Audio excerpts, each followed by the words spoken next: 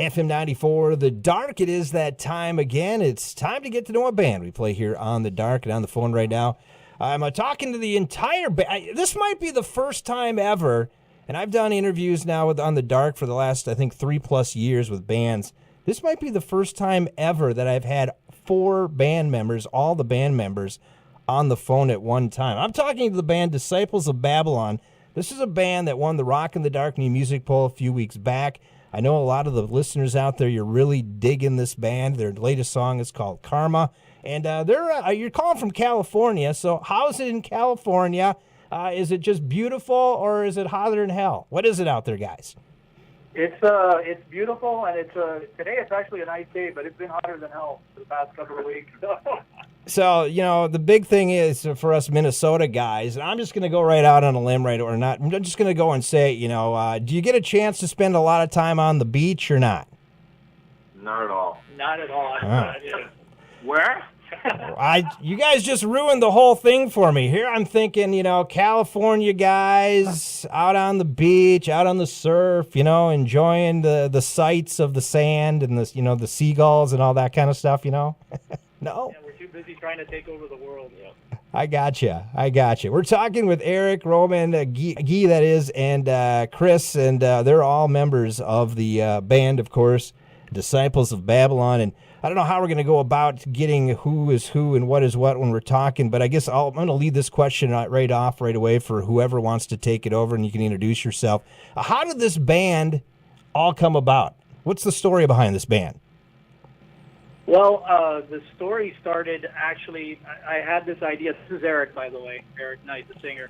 And basically what had happened was I had this idea and this concept to put this band together. I wanted to kind of get back to putting together the great rock bands of, all the different eras, like, The Who in the 60s, Kiss in the 70s, and, on and on and on, Queen, and all these, incredible acts. And so, I had this idea of bringing back the big show, all that stuff. And so I thought I would, go ahead and start, seeking that out. And one day I came across a video from Ramon, our guitar player, which I had seen on Facebook. We were mutual friends, but like all mutual friends on Facebook, you don't know half the people that are on your Facebook. So I didn't really know Ramon, but we had met at a previous event that he wasn't aware of. Anyway, he was doing a guitar solo for Blackbird from Alter Bridge that he had just posted up, and I had seen this video, and I was just so blown away with his playing. And he looked great, had incredible feel in his playing, and I was like, at that very moment, I decided at that moment I'm going to start this project. And it had been brewing in my head for many, many years, and it was only until I saw that moment on that video that he posted that I was like, man, this is the guy. So I shortly wrote him a message on Facebook telling him that, I watched your video, I really enjoyed it, and, we all went to the same music school. We went to Musicians Institute here in Hollywood, and so anyway, I told him I'd love to get a coffee with him and just, talk to him about putting this idea for a band together. Or first date. Yeah, that was the first date of the romance. And we met up at a Starbucks in Hollywood, like right by our school, and I sat down and talked to Ramon, and I just basically told him, man, I just want to put the biggest, frickin' rock band together on the face of the planet. And we discussed all the bands that we grew up listening to, and we both had that same kind of ideas of what we wanted to do, and the big songs and anthems and all that stuff. And so we got together and spoke, and he kind of agreed to getting together. And so our second date, we got together at his apartment, and we got together to write to see if we had any chemistry. And I had already known from the very moment that I had met him that it was going to be really special. And we got together, and we immediately wrote one of the songs, Arrive, that's on the EP. And the rest, as they say, is history. Very cool, very cool. So then, of course, you had to get some other bandmates, which are hanging out with you right now. How did those guys come about then? So this Ramon, the guitar player, well, we were like Eric you said, we had a few writing sessions. We figured that we really need to take this more to another level, so become like a real band. Just we need like the extra or the next members. So I knew Guy from the beginning since we moved to California. I'm from Spain and he's from Brazil. Okay. We moved here to Los Angeles to study at the Musicians Institute. I met Guy, so we've been playing for like a year and a half with different things coming together. We live together. We become super great friends. And same thing that Eric and I, with Guy, we have the same kind of like chemistry. And yeah, so Guy was. I asked him, and he said, "Yeah, I would love to join to this project." No? It's hard to say no to Ramon sometimes. Wow. Yeah, Guy, Chris, or drummer, we had another drummer at the beginning. He decided that just like take another direction, and same thing. Me and Chris, we've been working for different people since I moved here for the past like 3 years together, and I was like the same. I asked him, dude, that's our band. We have that idea, and he was like totally down. And it's been for how long? It's been about close to a year now. At least 8 months. Yeah. Yeah, and that's we are the Babylon now. I had to go through an audition process, though. You know? Oh, okay. I was going to say. You know, it wasn't just like, hey, dude, you want to join? It's like an audition. Yeah. Well, we had selected it. It's funny. It's funny. Hard to catch. Yeah, it's funny. The story, the original. I mean, we actually went through a lot of drummers even before Chris ended up in the band. We were working with a lot of people at the beginning while we were writing and getting everything together. And it was ironic because of our original drummer that we had, that we had accepted into the band and everything. It was actually between him and Chris originally.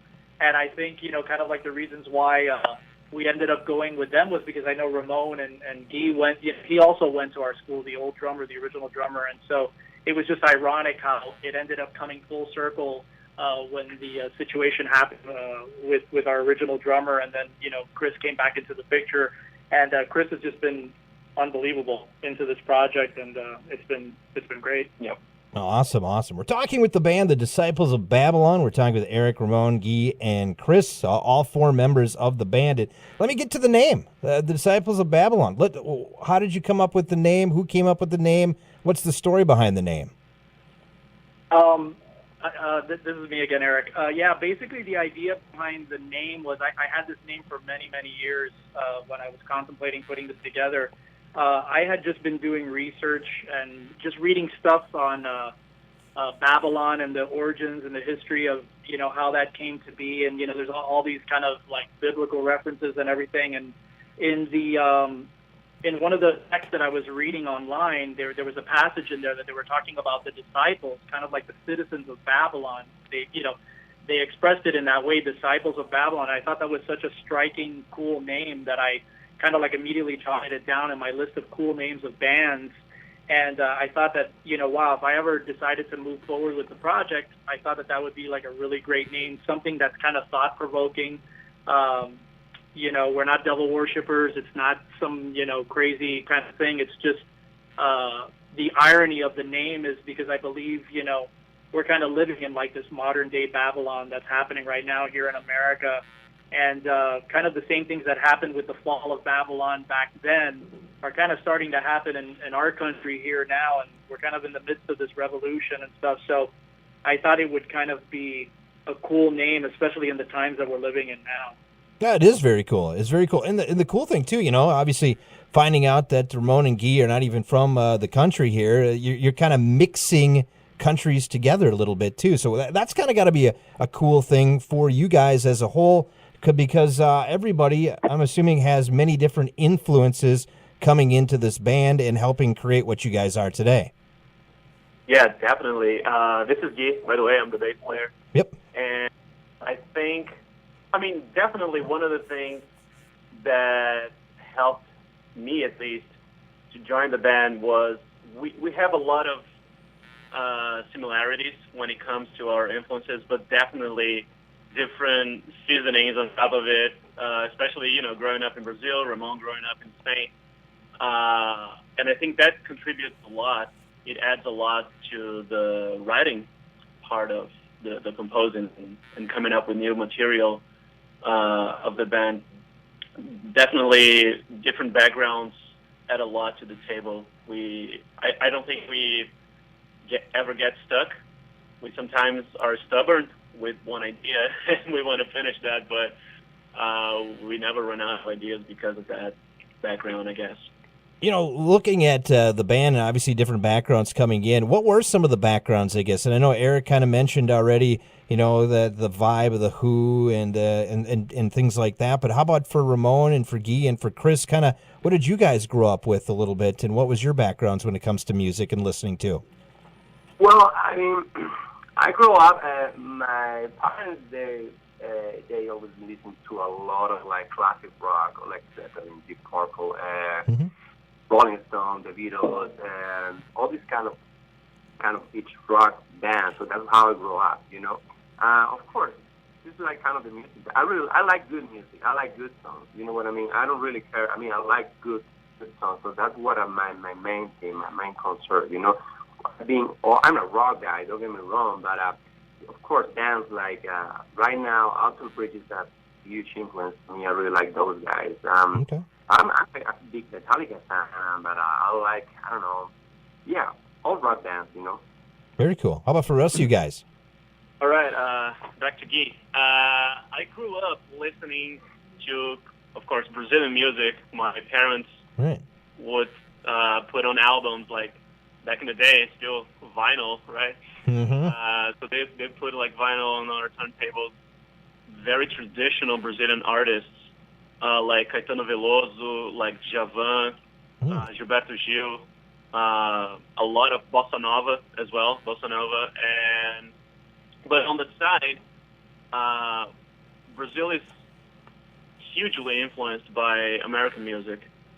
So back then, even before I started listening to the radio, you would turn the radio on and you would listen to American pop rock. And when I finally, I guess, was old enough to be like, oh, let's figure out what I like to hear, I would turn on the radio and I would listen to Offspring, to Green Day, Metallica, to Pantera. So bands like that I grew up listening to. And then, of course, Brazil is huge with, we are a huge classic rock country. Right. And you can just check out like all the classic rock bands that are still gigging nowadays, and they're always playing in Brazil at least once or twice, sometimes a year. So like Deep Purple, Iron Maiden, bands like that. I grew up listening to that kind of stuff. And Guy, don't you guys down there have like a Rock the Rio or something like that too every year, or what is that? Isn't it huge? That's mainly why people, the bands and artists, go down there to play at, because we go to the shows. right? They close stadiums, and we pack stadiums. Sometimes I don't know how many times I've seen this happening. Like there's this band, let's say Iron Maiden is playing in São Paulo, and they have one date.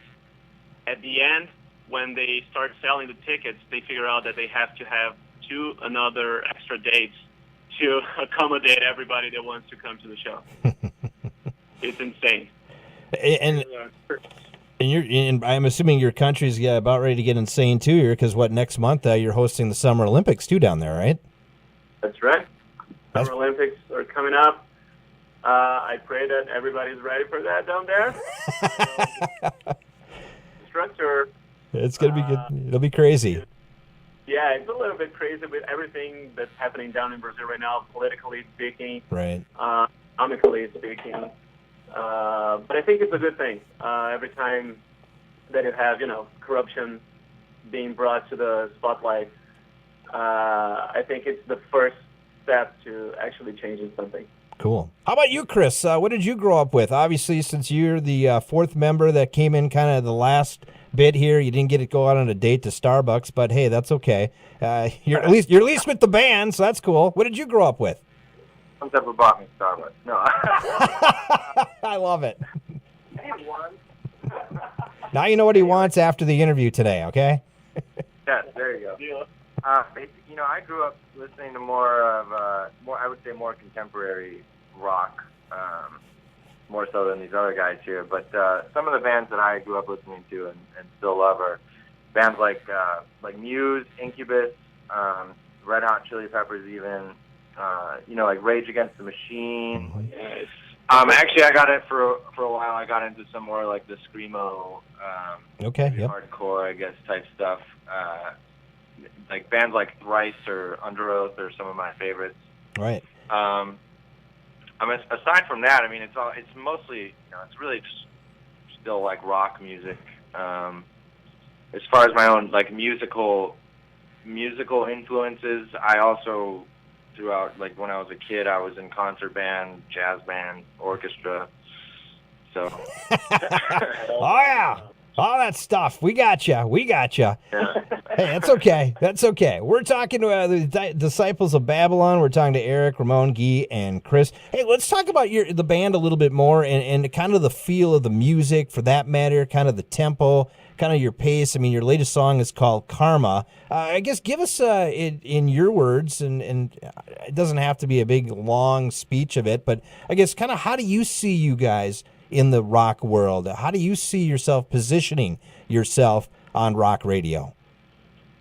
Well, this is Eric. Yep. I see us as being, a rock. I mean, the thing is what like Guy and what Ramon and Chris were talking about, like our influences and everything. I think there's a commonality to the thread of bands that we like. I mean, we like all the bands that even Chris mentioned, Muse, the more contemporary bands. I think, the idea of the band for us is like, it almost seems like we're like a cross between like a Muse, 30 Seconds to Mars, Foo Fighters type of situation. And, the thing is like what Ramon stressed earlier is that we're just all about wanting to write incredibly great songs. And I think we achieved that with this initial EP, although it's a small mini EP. I think we set out to kind of like, this is like our opening statement to the world type of thing. And so Karma was kind of this thing that just right out of the gate was something that we knew was going to be a very strong song. We knew it was going to be our opening single. And it just had that like, crunch and bite and that kick that we were excited about. And so I see us positioning ourselves as being, one of the premier rock bands to kind of compete in this world that we're in right now and in this arena that we're in. So. I'll tell you what, when I heard the song, I right away said cool. And the reason I said that is because it wasn't cookie cutter like we've heard on radio after song after song after song. It can stand alone, and it can just be put out there to like, boy, this is a song that just rocks. And that's what I like about it. And I'm hoping that's the trend of more artists. They kind of get away maybe from what people think they want to hear, but rather just do what they do best, and it's just rock out like you guys do with this song. Yeah, definitely. Like it's Ramon here. It's like when we write music, we don't think we just write what we really want to do. What we really want to write. So it's not like we were thinking, okay, we have to do that because we're gonna sound like that. Right. Like, we write whatever we want because that's the cool thing about having a band. You know what I mean? It's like don't put your own limitations in what you want to write. It's like the cool thing about being a musician and being an artist, like create. Yes. The cool thing about us is that we are on the same page. We like cool, great songs, and we like rock music in general. So it's like sometimes it's gonna be more modern. Sometimes going to be more classic, sometimes going to be more mellow, sometimes going to be more aggressive. But at the end of the day, it's like that's what we want to do. And Karma was like that. Like, we just did it because, yeah, like that's what we came out, Now, touring, have you done much touring together yet, or has it mostly just been the EP and stuff like that you've put out? We've been doing initial shows. We are like in the midst of booking tours and stuff like that right now. That's the process that we're in right now, is trying to get that going because we've been getting such an incredible reaction, just from fans and the audience that we've been building and everything. So that's one of the biggest things that is our absolute priority right now, is to get out and tour. And we're also going to be, hopefully at the end of summer, if everything goes as planned, be back in the studio recording our first full length for the beginning of 2017. So we're really excited about that. Very cool. So I'm going to ask this question for you touring-wise. So and each of you can answer this question. We'll start with Eric, and then Ramon, Guy, and then Chris. All right, so if you had to put together your ultimate 3-band build to play with, So it's going to be the Disciples of Babylon along with, say, 3 other bands. Who are those 3 bands you would love to go out on tour with? And I'll start with you, Eric. And that would be all together, like a triple bill. Yeah, exactly. So yeah, so it'd be you and then 3 other bands. Let's do that. So really, it's not a triple bill; it's 4. But Probably say, and I know everybody's going to probably agree to this. I would probably say Muse would be one for sure. That's on our ultimate list. Okay. I would also say Royal Blood. We're huge Royal Blood fans. all right. Yep. And my God, I'm trying to think of what the other third band. I think probably the Foo Fighters. I would say. Sorry, I just killed everything. All right. I don't have to ask anybody else the question then, right? I think I just killed everybody's thunder. Here's Ramon. Kind of like they have to be like already on bands as they are active right now, or can be like classic. You can be classic. I don't care. I mean, they might not even be. I would love to open for Led Zeppelin, Okay. Yeah. Queen, Yeah. and I'm telling you, I'm a big Metallica fan, so I would Okay. love to open. Well, that's good. Hey, maybe there's a way you can get on that Metallica tour that's coming up here very shortly. I think they're going out with Avenged Sevenfold and Volbeat. Huh? Oh, James, Hey, don't they need a starting act? They need to have an opener, right? You wouldn't mind doing that, would you? Hell no. I wouldn't care. How about you, Guy? What's the bands that you would pick, or have they already picked them for you? Well, I had in my mind because, being a bass player, Royal Blood Okay, yep. is a really cool band, one of the newest bands Yep. that I've been listening to. And those guys just bass and drums and vocals and a lot of effect pedals. I love that stuff. So definitely them would be on my bill. I wouldn't mind having Megadeth. Okay, yeah. So I can, chill out with another fellow Brazilian. Kiko Loureiro just joined the band. He's a Brazilian guitar player. Yep. And that'd be awesome, to speak a little bit of Portuguese on tour. It's like being homesick sometimes. That helps. And I don't know, my third band, I would be between Foo Fighters and Muse. Okay. They're great. All right, drummer, what do you think here? What are we doing? Mine have already been taken. Eric pretty much stole both of mine. He stole your thunder, huh? Yeah. I would say Muse and Foo Fighters and, what else? I might add, like, Incubus on there. Just to be a little bit, Yeah. There you go, Incubus. I could see that too. That'd be a lot of fun, wouldn't it? We're talking with the guys from the Disciples of Babylon. Their latest song is Karma, and they're of course you're an up and coming band. Have you been getting any help in the industry from some bands that have had some success? Not really as far as any bands coming out directly towards us, but we've just been getting an immense amount of support with social media, with the fan base that we've been building. I mean, it's Right. been absolutely phenomenal. I mean, we have our whole, we call our fans obviously the disciples, Yep. and it's been amazing. We've just got really great fans that have been super supportive. They've been helping us get the word out. So nobody has come out, necessarily yet in support or solidarity for the band, but we're hoping that that's something that will continue to build as things get bigger and bigger for us. And it takes time. It will. And I guess radio coverage is that. How is that going for you so far for rock radio across America? How are they receiving you? Rock radio has been really great so far. Active rock and has been really good. We've been getting a lot of love from a bunch of stations around the country, and like what we were talking about before, in our pre-interview, it's just something that's just a building block. So this is just the first phase of what we're doing. So we know that we're going to have to keep building, but it's been very positive. With people like you guys on The Dark have been super supportive of us. And, we're just trying to build on every victory, every little small victory. Yeah, it's not only here in America. We'll be having some a lot of radios outside of America. And Brazil, we were like, at some point we were having a rehearsal, and Guy was start to having a lot of text messages from all his Brazilian friends. They do during that main big rock radio from them. Same with in Europe, we're having a lot of UK. Yep. Spain, Germany, and Australia. Yeah, I mean, it's been like we are so grateful and we are so happy to have real fans because nowadays it's so easy to buy followers. It's so easy to pretend that you are like bigger or whatever. Fake those numbers, you know. I can tell we don't fake those numbers.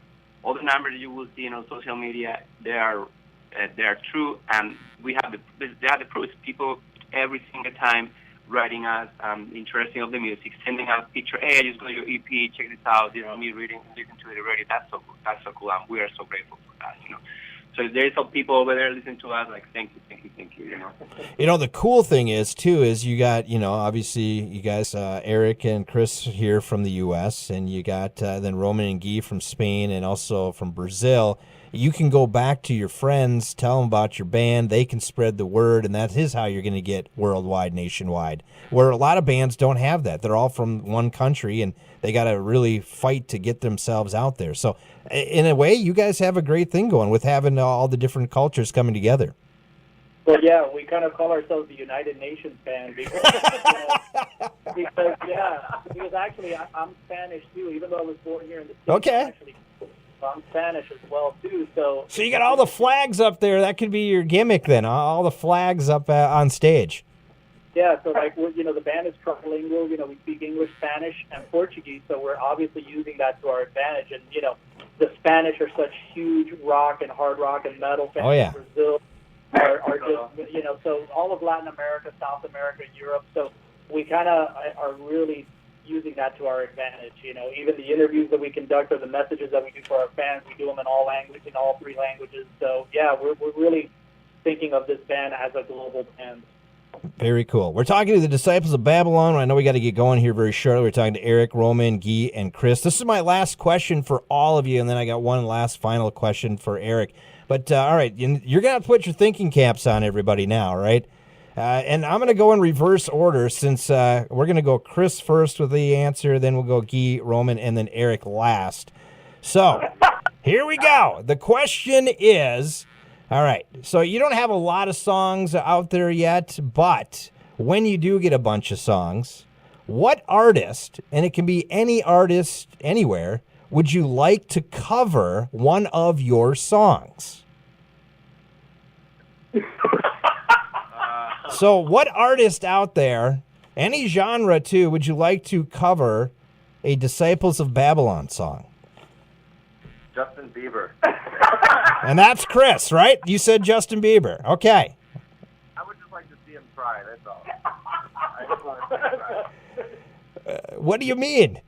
I mean, isn't that one of his songs? What do you mean? Oh, I don't know. I know. I'm just giving you a hard time, Chris. But yeah, okay, Justin Bieber. That's okay. You wouldn't believe the answers I've gotten. But all right, Guy, what about for you?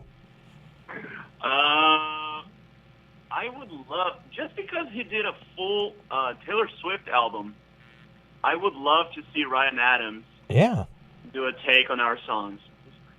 That'd be cool. Very cool. That's really interesting.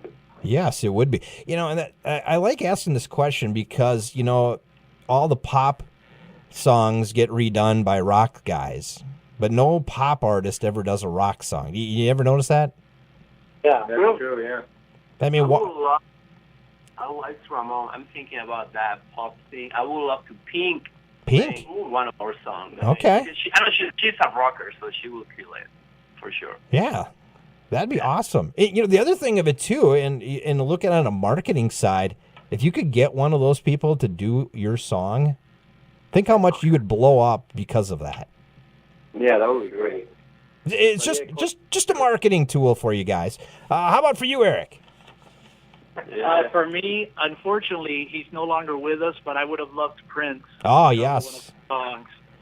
I think it would have been amazing because he just did so many cool covers. I mean, just the Foo Fighters' "Best of You." I mean, he's done so many cool covers that I think it would be interesting to see how he would interpret one of our songs. Yeah, I agree. And Minnesota very own, too. Cool guy. Oh, that's right.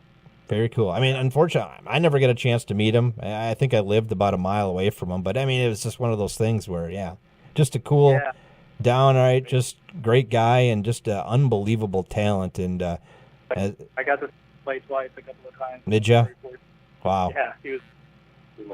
That's awesome. That is awesome. Hey, guys, how do we find out more information about the band Disciples of Babylon for the fans out there listening right now? How can they get more information about you? Well, you can come, obviously, to our website. Our official website is disciplesofbabylon.com.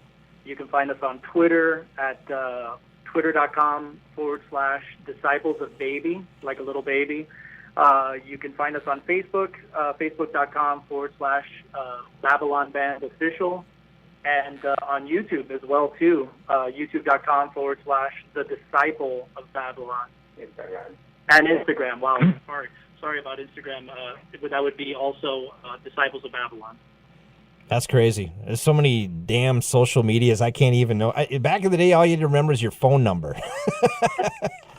That's right. Yeah. And now you got to remember all that stuff. Hey, guys, Eric, Ramon, Guy, Chris, thanks so much for joining me. It's been a lot of fun talking here and finding out more about the band.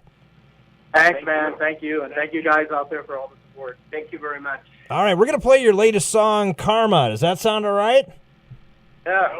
All right, we're cranking it up right now. This is the latest from Disciples of Babylon. The song is called Karma. You're hearing it right now. You're hearing it on The Dark. You're hearing it on FM 94.